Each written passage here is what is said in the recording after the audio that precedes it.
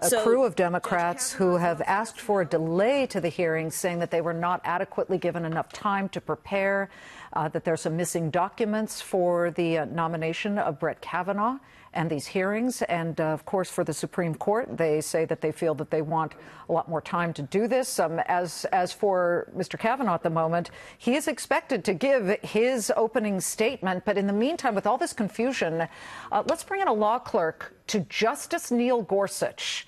And during his tenure on the appeals court and a White House associate counsel for George W. Bush, Jamil Jaffer has helped shepherd Chief Justice John Roberts and Justice Samuel Alito through their confirmation processes. Jamil, please give us a sense right now of what happens here. A lot of requests to delay it. Will it get delayed? Probably not, Liz. I mean, at the end of the day, the challenge here for Chairman Grassley, is that he's laid out his plan for this process. The Democrats have long known what documents he's requesting and what documents he's not requesting. So these are things that have been known for quite a while, and there has been displeasure indicated both before these hearings and now today at the hearings.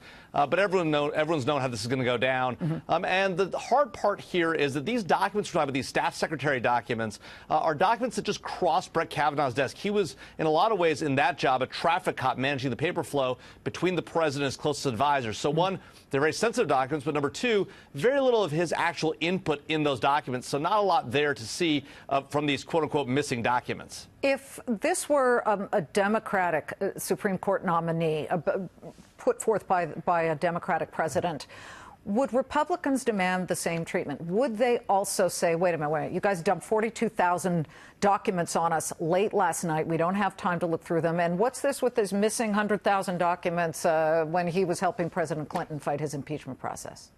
Sure. So talking about the documents in particular, so last night they got 42,000 pages, about 3,000 documents. The majority staff was able to go through those in a few hours.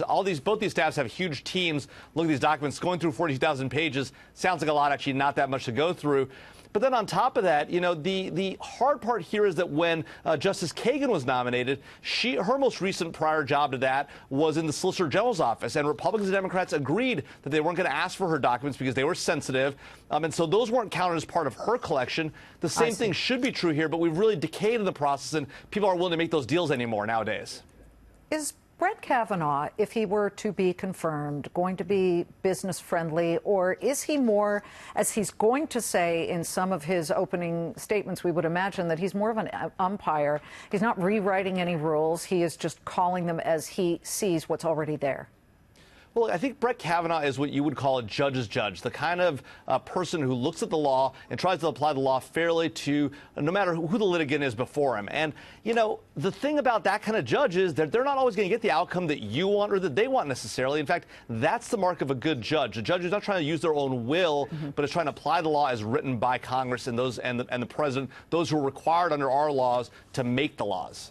We'll be watching this very closely. Is there anything that you think could end up happening here that sort of makes it an open forum when it comes to whether certain Democrats will vote for his confirmation?